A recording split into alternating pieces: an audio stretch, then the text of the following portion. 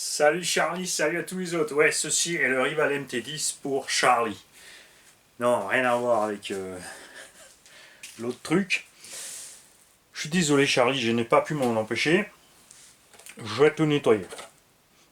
La carreau est donc en super état. Hein, parce qu'on n'est pas allé trop fort avec l'engin. Bon, suffisamment fort quand même pour tester cette histoire de cardan. C'est clair. Parce que c'est vraiment le truc qui m'embêtait un peu sur cet engin, c'est ces cardans plastiques. Les pneus. Déjà, super bonne sensation quand on a sorti le MT de la boîte. Et ben, ils ont tenu leur promesse de look et de sensation. Ces pneus sont excellents. L'engin se comporte à merveille aussi avec les bar stabs évidemment, même dans l'herbe. Le pneu s'écrase bien, ça glisse bien. Ils se sont pas décollés, pourtant on les a bien fait ballonner en 3S, sans exagérer évidemment. N'allez pas mettre gaz à fond et ensuite me dire ouais, je suis resté à fond, ça a explosé quand même, c'est pas aussi bon que ce que tu dis. N'oubliez pas, quand vous roulez sur un véhicule à 3 diffs, quand vous accélérez fort, l'avant lève, la puissance va devant, les roues avant prennent de la puissance, donc ton engin part pas plus vite. C'est rigolo, je dis pas le contraire. Mais voilà. Et surtout, sortie de virage en accélération, la puissance part devant, une roue déleste plus que l'autre et la puissance va dans une seule roue. C'est là que beaucoup explosent des pneus parce que aucun contrôle de ce qui se passe là. Ne relâchez pas totalement, mais ce qu'il faut faire si vous voulez partir vite, il faut mettre la motricité au sol. Et pour ça, il n'y a qu'une solution. C'est lâcher un peu les gaz pour que cette roue puisse reprendre la motricité. C'est vrai que il y a autre chose de très rigolo qui marche très bien aussi, c'est du coup d'enfoncer à fond, de continuer à tourner, parce que la roue intérieure va ballonner, va garder le véhicule par l'inertie de la roue dans le virage, qui te permet de faire un virage serré. Mais pour ça, il est impératif d'avoir des roues dont tu sais qu'elles vont pas te péter à la gueule. Ça finit toujours par arriver dans ce genre de cas. C'est très rare que tu en réchappes à long terme. Et n'oubliez surtout pas, quand vous faites mouliner, quand vous levez le central et quand vous faites mouliner dans les virages, l'avant ou l'arrière ou n'importe, parce que la roue déleste, c'est rigolo, mais l'huile à l'intérieur de vos diffs, elle monte en température. Tu provoques une usure prématurée des satellites et des planétaires à l'intérieur, des noix aussi dans le puits de diff. Résultat, alors sur des bonnes caisses, ça encaisse un moment. Sur des caisses moyennes, où les diffs sont moyens, Arma par exemple, tu as vite de la pâte à l'intérieur du diff. Team Magic a le même problème. Tu as la pâte à l'intérieur du diff et tu as pignon satellite donc qui s'use, donc des jeux qui peuvent aller jusqu'au craquement. Et sur des montées en température trop grandes, tu as l'insert du diff qui se sépare du diff, enfin du corps de diff en plastique. Je parle toujours pour les gens qui insistent pas en utilisation normale. C'est juste pour que vous puissiez y penser. Parce que ça, c'est un engin pour débutants et j'invite tous les débutants à penser à ça. Si vous êtes doux sur les gaz, votre machine va vous durer longtemps sans entretien. Si vous y allez fort, il faudra faire l'entretien. Et c'est là que ça coince si vous n'êtes pas capable de le faire, si vous n'avez pas l'outillage ou la technique nécessaire ou quoi que ce soit d'autre. Donc il faut y penser. Vraiment. En 2S, on est un peu dans la limite de la puissance que j'aime bien avoir, mais il est à la limite. Par contre, comme il est joueur et maniable, ça passe bien. Vous l'avez vu sur le skatepark, j'étais en 2S, enfin sur le petit pump track. Là-bas, c'était le pied en 2S. En 3, je pense que j'aurais craché beaucoup plus la machine. Là, en 2S, j'arrive vraiment. T'arrivais à enquiller à fond, à appuyer à fond. T'avais le contrôle de la machine en fait en permanence. Et là, c'est sympa. En 3S, il est bien puissant. Il est comme on aime, sans être de trop. Par exemple, comme Traxxas Stampede ou autre, qui lui va bombarder un peu plus, mais peut-être un peu trop. Qui a un moteur pourtant pas plus gros, donc on a aussi beaucoup plus de chauffe. Ce moteur me paraissait un peu étrange en 3652, hein, je vous l'ai dit dans l'unboxing, en 3200 kV. Les kV me semblaient bons, mais le moteur, je me suis dit, ouais, il est un peu petit dans un MT, mais ils ont assuré sur l'étagement. Là, ils ont fait du super boulot. Résultat, l'engin est crème. Les roues sont légères aussi, ça c'est fatal. Hein. Faites attention quand vous changez les roues de vos monsters, si elles deviennent plus lourdes, il faut penser à diminuer le rapport là. Si vous avez plus de grippe ou plus large, pensez aussi à diminuer le rapport.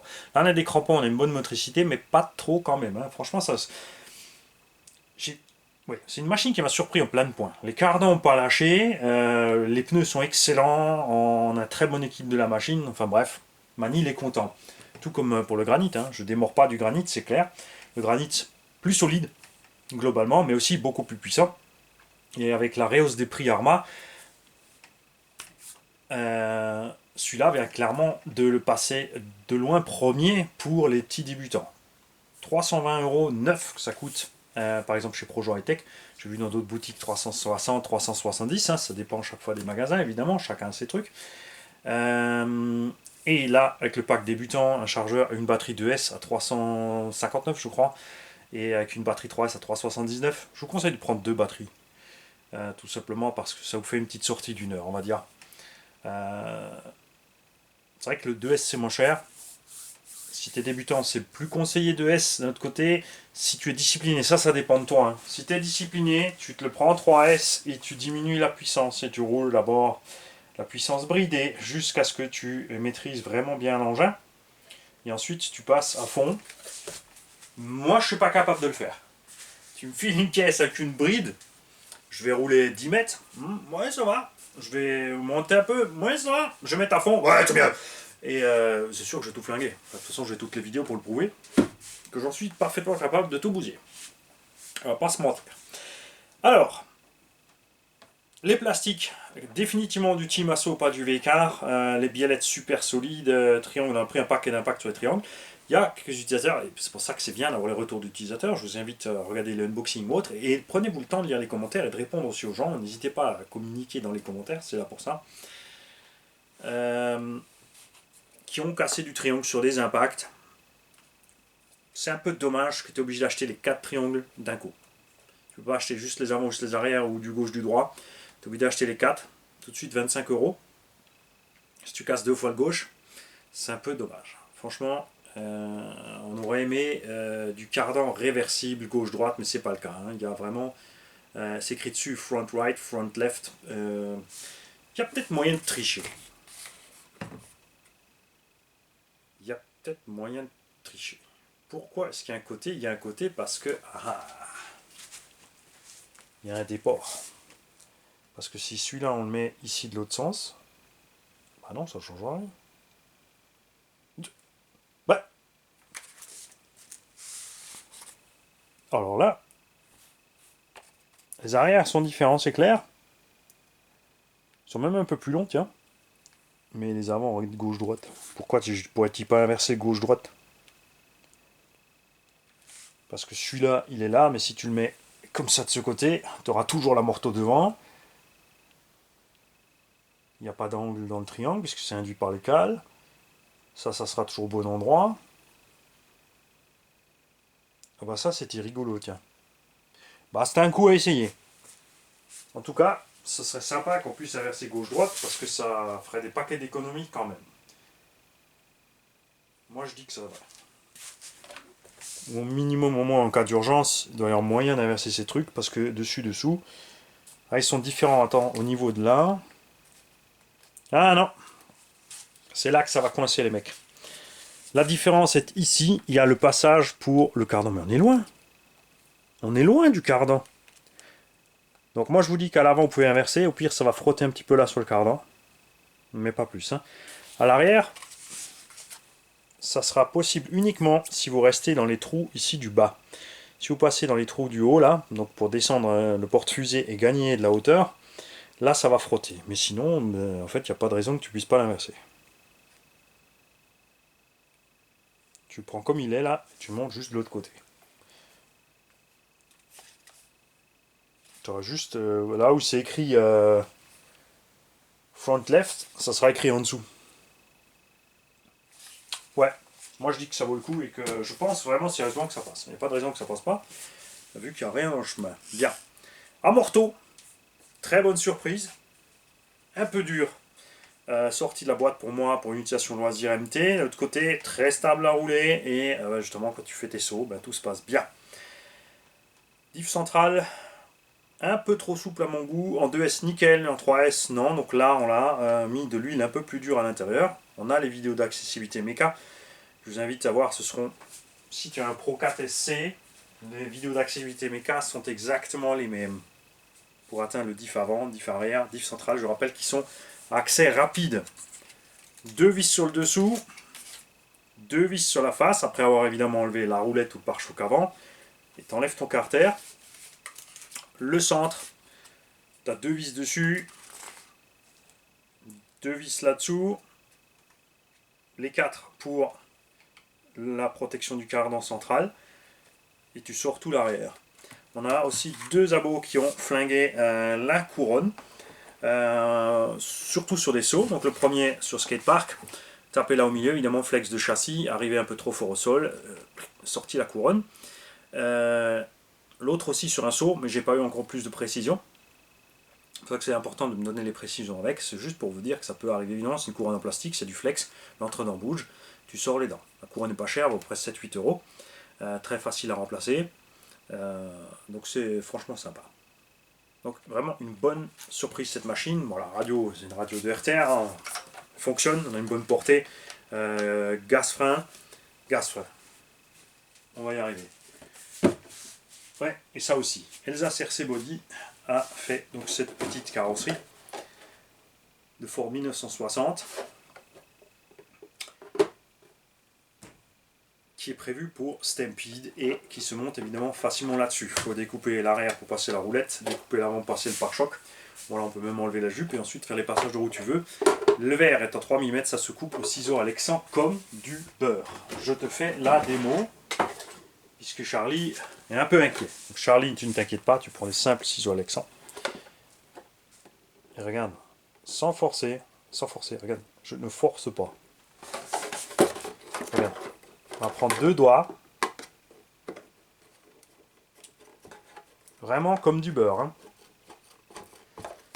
Alors il y en a qui vont dire ah, prends la main gauche. Je vous précise que j'ai autant de force de la main gauche que de la droite. Du point de vue de la prise. Donc ça ne changera rien. Et tu vois, ça va vraiment facile. Pourquoi que je prédécoupe pas? Parce qu'il faut apprendre. Et c'est à chacun de voir comme il a envie d'avoir son passage de roue et ses machins et trucs. Je rappelle que pour les mettre, peinture sur les plots. Mettez les plots à la hauteur maxi. Pour que ce soit droit par contre.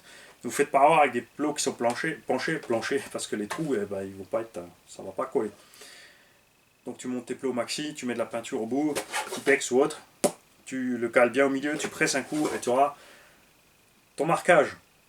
Tu mesures l'écart entre les plots. Hein, et tu le remesures à l'intérieur pour ajuster, parce que des fois quand tu poses, tu es un peu à gauche, tu es un peu à droite. Te fais pas avoir. Mais c'est vraiment facile. Après tu fais un petit trou d'abord.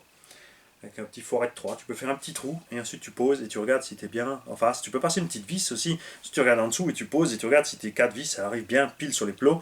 Ça c'est un peu à gauche, à droite, tu peux toujours encore rectifier un petit peu au moment de faire le trou parce que là tu es quand même en 6 ou 7 mm. N'oubliez pas de faire les perçages un peu plus grands toujours dans la carreau que réellement le plot. Si tu es monté fixe dessus, tout est bloqué dans la carreau, il n'y a pas de jeu en cas de crash. C'est plus important d'avoir du flex. Ça, c'est ce qui me manque à cet engin, comme à tous les MT. Sauf Traxxas, qui ont assuré le coup. Hein, ils ont eu la bonne idée quand même. Hein. C'est l'arceau dans la carreau.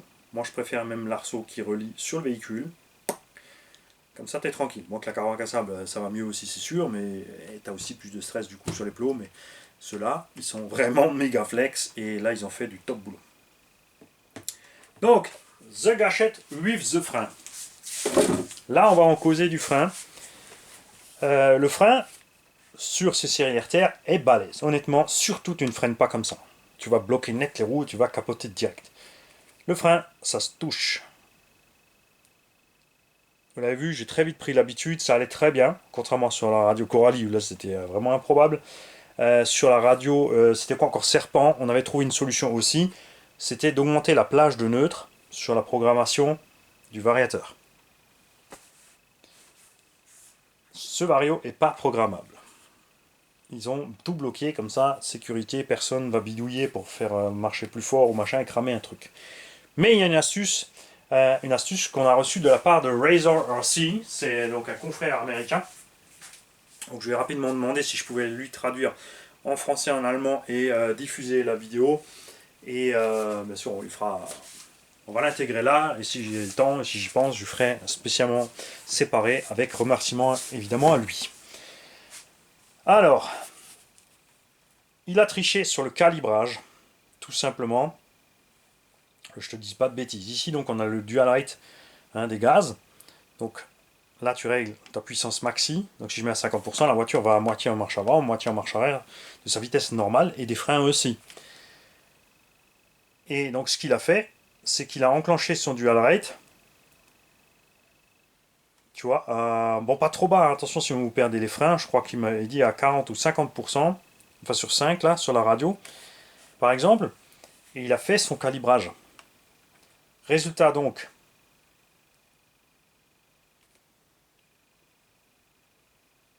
on a la pleine puissance quand la gâchette n'est pas encore à fond ici, la pleine puissance de frein là. Et ensuite, il a remonté. Ouais, il faut que je regarde encore une fois la vidéo. Il me l'avait vite mailé, mais je viens d'oublier. Bon, en même temps, c'était déjà il y a 15 jours, j'ai pas eu le temps. Donc il y a un moyen, en trichant sur la programmation du neutre, tout simplement, de vous diminuer les freins. Moi, je vous dis, habituez-vous, c'est pas plus mal. Moi, j'ai pris l'habitude depuis longtemps, hein, mes freins, c'est ça. Je touche mes freins, je suis juste comme ça.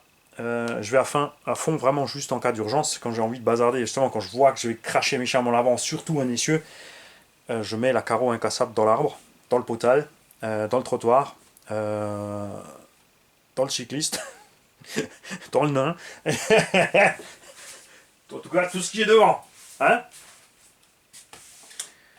Voilà. Alors, on espère avoir de tes retours, évidemment. C'est pour ça que ces vidéos sont publiques. Donc, ce véhicule, je l'ai vendu, hein, à Charlie. Le récepteur est dehors, pourquoi? Parce que j'ai lavé avec un peu de flotte, quand même. J'ai pas pu m'en empêcher. J'ai ensuite balancé du spray silicone sur la machine, puisque ça repousse la flotte. J'ai laissé le clips à côté. La boîte radio n'étant pas étanche, l'eau, forcément, ben, ça rentre un peu. Il y avait une petite goutte, donc on a sorti, on a tout séché. On a laissé comme ça 24 heures ouvert, tranquille, dans une pièce à température ambiante, pour être sûr. Tout ce qui est roulement, entrée, etc., axe métallique, a été reçu une petite goutte d'huile. Tu vois? Aussi simple que ça. Hein. On a ouvert rapidement certains éléments pour être sûr. Tout se passe bien. Donc méfiez-vous avec la flotte. C'est vrai que moi j'ai l'habitude de nettoyer mes véhicules à la flotte, mais quand je le fais, c'est au moment des grandes révisions. Enfin, je fais vraiment un nettoyage fort à la flotte et après démontage total, y compris des flasques de roulement. Euh, donc si t'as pas les moyens de faire ça et pas le temps, ne le fais pas. Vaut mieux franchement passer la brosse. Je comprends que t'as pas envie que ton véhicule soit plein de terre et de machin, mais faut pas pousser le bouchon après chaque sortie à nettoyer à fond comme ça, enfin avec de l'eau. Parce que c'est sûr qu'à long terme ça va poser problème. Hein. Ça va rentrer dans les roulements moteurs. Quelque part, il suffit qu'il y ait une petite bulle dans le silicone dans lequel est baignée la platine du Vario. Pour un problème, il suffit qu'il y ait un peu d'eau qui passe ici sur une jonction de câble dans le bouton on-off pour te poser des problèmes euh, de contact, faire dérailler ton bouton et autres. Donc moins ton engin voit la flotte et mieux c'est clair. L'autre solution, c'est de le démonter d'abord et de mettre à la flotte uniquement les pièces que tu veux passer à la flotte. Donc tu mets tout de suite tes roulements, ta visserie, tout à côté, tes diffs, ton électronique, et tu plonges que les pièces plastoc. Ça, c'est une autre solution. À chacun de vous de trouver sa mesure. Si tu passes à la flotte, surtout pas avec le jet d'eau droit dessus, surtout pas avec de l'eau froide. Le mieux, c'est l'eau le plus chaud possible, juste vraiment légèrement. Et avec une douchette, faut pas non plus vaporiser. Hein. Les gouttelettes dues à même un Karcher ou quoi que ce soit, un truc qui vaporise de l'eau, ça, c'est... La différence de pénétration de l'eau à ce moment-là est énorme. Tu vas avec le jet à fond dessus, tu vas ouvrir ta cellule de diff, c'est plein de flotte. Tu passes un coup à la douchette, tu auras une trace d'eau. Tu passes avec un truc qui vaporise la flotte, tu vas t'apercevoir que waouh, c'est passé quand même, même dans le roulement, autour du roulement, partout. Ce que j'ai pas encore essayé, les gars, j'ai ici un Vaporetto. J'ai acheté un Vaporetto pour faire mes jonctions de carrelage. Je suis un peu. Ouais. C'est ça, les gens un peu perturbés comme ça. Et, j'ai pas essayé avec ce machin à vapeur. Entre temps aussi, tiens, parce qu'on parle de nettoyage, On a plein de choses, de nouveautés qui arrivent avec les systèmes à batterie et tout. On a trouvé des Karcher qui marchent sur batterie avec un petit réservoir d'eau embarqué. C'est sympa. Évidemment, tu as aussi des petits compresseurs qui sont mobiles. Certains sont, bon, les 12 volts suffisent pas. Tu en as qui sont sur transfo. Et après, la meilleure solution reste la cuve qui est chargée qui t'emmène. Bon, après, tu te trimbaques ta cuve de 100 litres d'air. Après, avec 100 litres d'air, tu souffles pas grand chose. Hein. Tu peux travailler longtemps avec une clé à choc ou un outil pneumatique, mais pas avec la soufflette. Ça va très vite. Et c'est sûr que ça fait compliqué. Après, tu es obligé de passer par le projet remorque avec batterie 12 volts à bord, relié au véhicule qui traque pour être chargé avec l'alternateur de véhicule pendant que tu roules. Transfo à bord, compresseur, réserve de 100 litres de flotte. Tu vois, l'atelier mobile, délire total. Je pourrais le faire, mais je préfère acheter des voitures. En même temps, si je diminue vraiment mon stock perso de véhicules à 3, se faire une remorque comme ça complète, aller sur le terrain, genre tu fais ton run, sur place, tu nettoies, tu sèches, tu huiles, tu trucs, tu remets tout dans la remorque, tu rentres, c'est propre, c'est posé, tu as juste à faire tes sorties comme ça. Ça peut être bien aussi. Quoi, je suis perturbé. Ouais, bah oui. Donc Charlie, n'hésite pas à commenter sur la vidéo, les publics, si tu es content, même si, ou pas, hein, je veux dire, si il y a quelque chose qui ne te plaît pas, il ne faut pas hésiter à le dire. Tu dis, voilà, j'ai reçu la machine, mais j'ai vu ça et ça me plaît pas. Partage-nous quel plaisir tu as à la conduire, ou ce qui ne te plaît pas, si ça va pas, il ne faut pas hésiter. Hein. Des fois, c'est des simples histoires de réglage pour adapter le véhicule à chacun. Donc on peut le faire évidemment à distance, c'est pas un problème, je te dirai quoi faire. Et le plus grand plaisir, c'est une chaîne vidéo, c'est un partage vidéo, parce que moi j'aime pas les forums et écrire des plombes et des plombes et des plombes et des plombes, et lire des plombes et des plombes et des plombes. C'est pour ça que je le fais en vidéo. Si tu as envie, ou si quelqu'un peut le faire pour toi, c'est-à-dire tu le pilotes, et quelqu'un filme le véhicule en utilisation, si tu veux pas être sur la vidéo, on comprend tout à fait. Même si c'est des petites séquences de 2-3 minutes, tu m'en envoies plusieurs, je peux recoudre le tout ensemble. Où je vais le filer évidemment à la filiale de montage de vidéos du garage, c'est-à-dire au préposé au montage. Le service de montage, voilà, c'est ce que je cherchais, la vidéo du garage.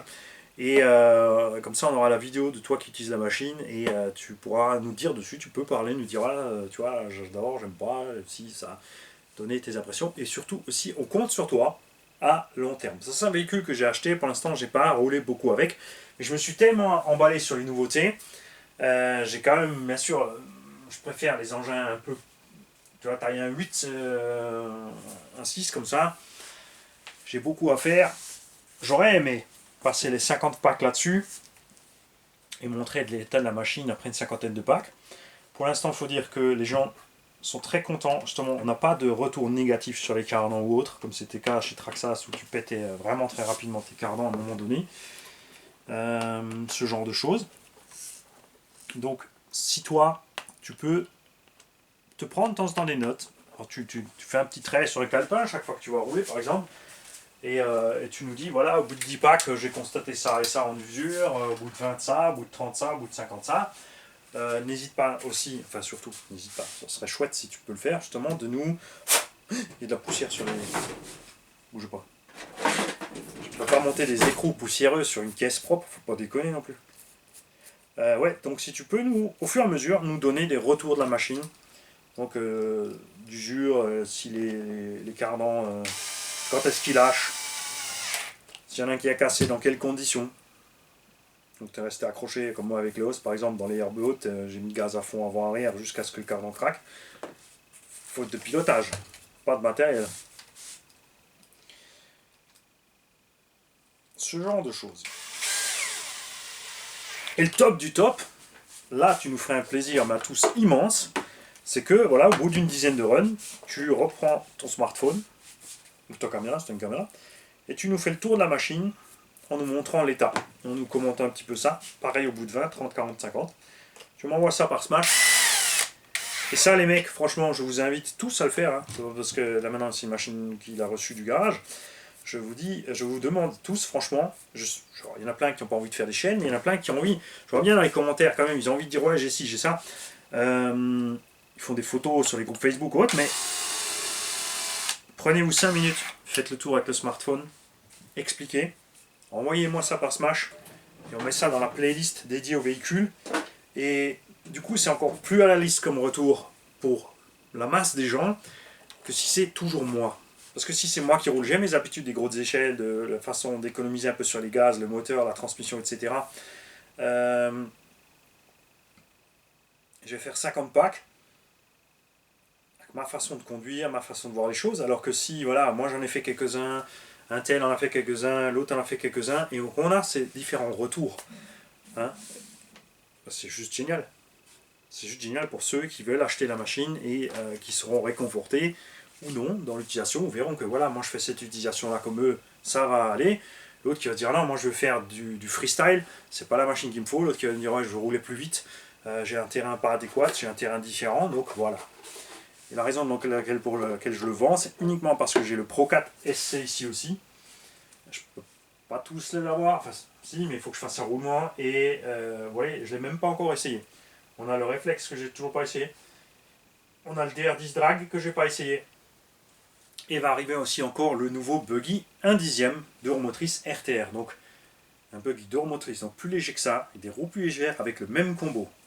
Lui, je pense qu'en 2S, ça suffira large. Ça promet une méga autonomie, ça c'est l'avantage du buggy. De roue motrice, moins d'entretien, plus léger, moins de conso. Mais on verra ce qui se passe au niveau terrain. L'avantage du MT, eh ben, c'est qu'il passe partout. On a roulé en forêt, dans la prairie, même quand l'herbe avait poussé un petit peu. Évidemment, tu ne peux pas passer dans les herbes méga hautes, tu passes dans la gravière, la sarbière, etc. Même si, je le répète, attention, gravière, sablière, tout ça, c'est le pire des endroits. Les endroits les plus sympas pour nos véhicules, c'est la terre. Et les surfaces en herbe sont les plus propres. Quand tu as fini de rouler dans l'herbe, quand elle était bien sèche, c'est vraiment pas très dégueu. Il y a évidemment aussi dans la boîte, parce que tu as la boîte d'origine, hein, la Charlotte qui va avec, bien sûr la radio, avec les batteries à bord grâce à tonton Benjamin, la Caro grâce à Elsace Body RC. Donc n'hésite pas aussi à partager les photos, à les envoyer ici à Elsace Body quand tu auras fait ta déco. Je rappelle, scotch ou vinyle ou autre, film carbone. Sur les Caro Elsace, les stickers tiennent mieux que sur les Pro Body. Et tu peux aussi utiliser du scotch américain que tu auras découpé. Enfin, tu mets ton sticker sur un scotch américain, tu découpes le tout et tu scotches le tout avec le scotch américain. Parce que ton sticker tient bien sur le scotch américain. Le scotch américain, lui, il tient super sur la carreau. Des trucs de bricolage à la MacGyver, là, hein, comme ça. T'es pas obligé de prendre juste tout de suite du Gorilla Tape. C'est sûr que là, ça tiendra encore mieux, mais c'est aussi beaucoup plus cher. Tu peux faire juste la déco avec les scotch. Tu fais tes pré-découpes. Tu peux faire un flammage noir, là, hein. Tu fais tes flammes et tu les colles dessus. Tout simplement. Il y a vraiment plein de solutions possibles. Donc, prenez-vous le temps, faites-le. Et parce que le look que ça donne en plus à la car en roulant va que vous faire encore plus plaisir. Ça va donner d'idées aussi aux autres qui sont sceptiques parce que ah ouais mais car en cassable c'est pas beau à rouler, qui finalement s'aperçoivent tout souvent ben ouais si vraiment franchement avec 3 fois rien en idée ça va le faire. Et il a de la chance d'avoir cette machine, je vous le dis, parce que quand je vois cette carreau là-dessus, j'ai plus envie de le vendre, mais j'ai pas le temps. J'ai pas le temps. Surtout que j'ai nouveau mon X-Max d'origine, donc pour les petites balades dans les bois ou les petits runs sympas sans forcer, ça allait très bien, c'est sûr, c'est super facile à transporter. Tu mets ça dans un sac à dos avec ta radio, tu mets tes 2 batteries avec, un minimum d'outillage.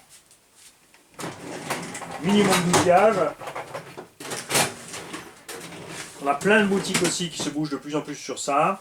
Pour mettre le petit lien, pensez à fouiller dans les boutiques, un petit set d'outillage, une dizaine d'euros. Les 4 petits tournevis qui vont bien, la clé en croix en général qui est fournie avec en ferraille, elle fait le taf pour le reste. Et puis voilà, après tu passes par ton magasin de bricolage, parce que pour la RC, tu n'es pas obligé d'avoir un 5ème avec des grosses puissances, machin, tu peux vraiment tordre des grosses vis de 6, 7 et 8 mm, etc., ou des gros axes, ou le fil racing Dragon Hammer, URFC, où il te faut vraiment de l'outillage automobile, parfois pour commencer à démonter, ou le Raminator. Je veux dire, tu te prends une petite pince à bec, dans un magasin de bricolage, un truc basique, une pince coupante, tu mets 2-3 raisins dans ton sac, quelques vis de réserve au cas où, dans un petit sachet bien rangé aussi dans ton sac de transport, pour un minimum pour t'aider sur le terrain, ton scotch aussi toujours, hein. Parce que sur le terrain, peu importe ce que tu fais, résistant, scotch, etc. Tant que ça roule, c'est pour ton bonheur. T'as rien à fiche à quoi ça ressemble. Quand tu t'es tapé une demi-heure ou une heure de vélo pour arriver sur ton spot favori et qu'au bout de 5 minutes, il y a un truc qui tient pas, qui est cassé, machin, et tu peux faire une réparation provisoire, fais-toi plaisir. Salut tout le monde, salut Charlie, et comme dit, ne te mets pas la pression, c'est pas parce que j'ai dit que j'aimerais que tu nous fasses des vidéos ou des retours que tu es obligé de le faire, si t'as pas envie, pas le temps. Personne ne t'en voudra, c'est clair. Salut.